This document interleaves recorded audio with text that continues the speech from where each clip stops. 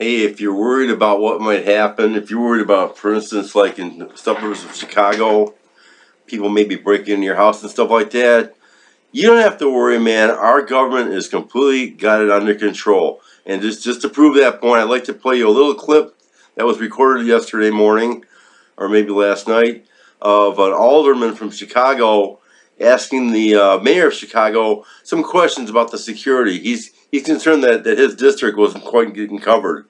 And watch the mayor of Chicago, how she fully responds to his requests. Hang on.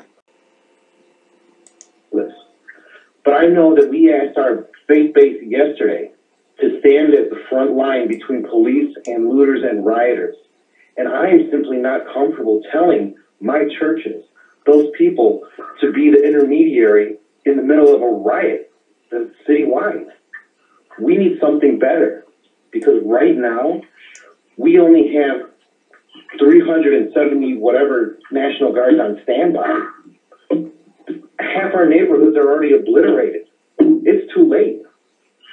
We have to come up with a better plan, because my fear is once they're done looting and rioting and whatever's going to happen tonight, God help us, what happens when they start going after residents, going into the neighborhoods?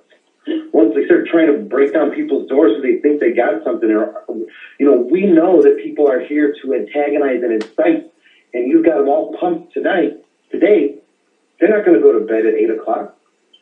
They're going to turn their focus in the neighborhood. I've got gangbangers with AK-47s walking around right now, just waiting to settle some scores.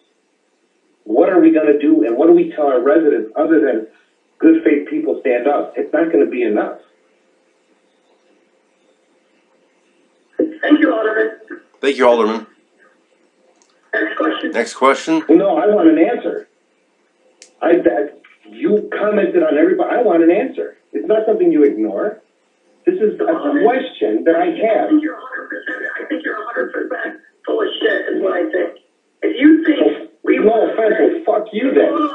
Who are you to tell me I'm full of shit? If you think we were not ready and we stood by and let the neighborhood go up, there's nothing intelligent that I can say to you. Well, maybe you should come out and see what's going on. The stupidest thing I have ever heard. I understand you want supreme. I understand that you think that you... Mayor, you need to check your fucking attitude. That's what you need to do. Right now, no. You need to check your attitude. Wait a minute. I'm being disrespectful. You just told me I'm full of shit. No. You cannot tell me I'm full of shit. Everybody, come on, let's calm down. Come on now. It descends into chaos.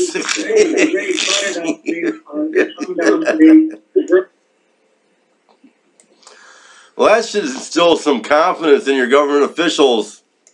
This mayor of Chicago, she's pathetic, okay? She's been bought and sold. She's the worst mayor. I don't know.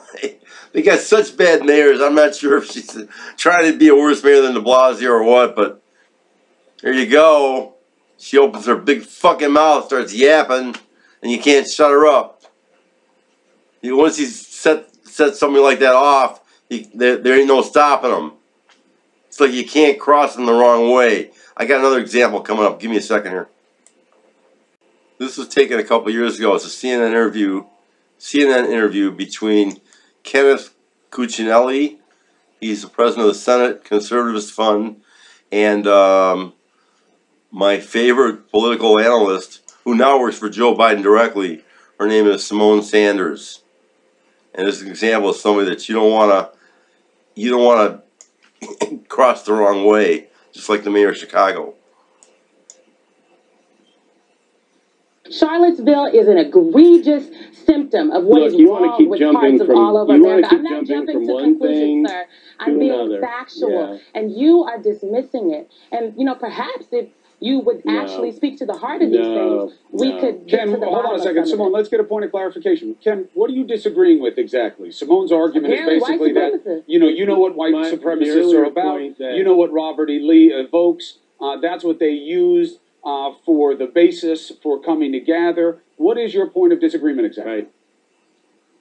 Well, my point of disagreement is that that was an excuse to bring these groups together. The local blogger who got the permit to protest the removal of the Robert E. Lee statue then blew this up. That was an excuse. Look at even how they got the permit. And can I finish, Simone? Will you just shut up for a minute and let me finish? Easy, sir. You don't get to tell me to shut up on national television. Hold on. And so then all these under no circumstances do you get to speak to me in that matter. You should exhibit some decorum. And hold on, guys. Both of you stop for a second. Simone, Ken and Simone, hold on a second. You need a reset. You need a reset. Ken, you don't want to use language like that when you're talking to Simone. You can disagree, but you don't talk like that on this show. You know better than that, Ken. I keep getting interrupted. I know, but Ken, we don't tell people to shut up on this show. Well, you know what? The reason I brought that particular debate up was what they're talking about was the removal of a statue of Robert E. Lee down in, I think it was in Charlottesville. And the point I'm trying to make here is I made a kind of a emotional plea yesterday to please stop ruining our war memorials and our veteran statues, all these things that they're totally desecrating, okay?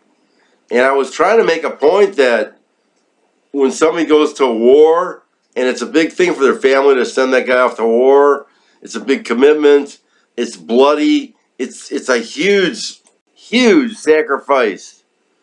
And for somebody to make that sacrifice, the ultimate sacrifice, you know, then there should be a little bit of a momentum for that guy somewhere. All the things he did. Why would soldiers volunteer to go to war, you know, and do all this stuff if they're going to do it for no fucking reason at all? And this is the point I'm trying to make. This is very important stuff here. You can't desecrate these memorials.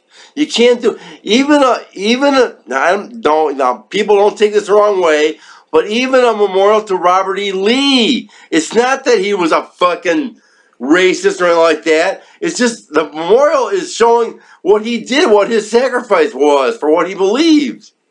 If you desecrate that, you've got no morals or scruples. You can't take any high ground and say that, well, we're going to eliminate. You can't eliminate all this stuff. You can do it, but you're hurting these people's sacrifice. You're injuring history doing that shit. So please stop breaking and marking and tagging and taking a hammer and breaking apart our war memorials. Please, please, okay? Thanks a lot. Bye-bye. It's 9th of June, 2020. Marty Waller from Livonia, Michigan.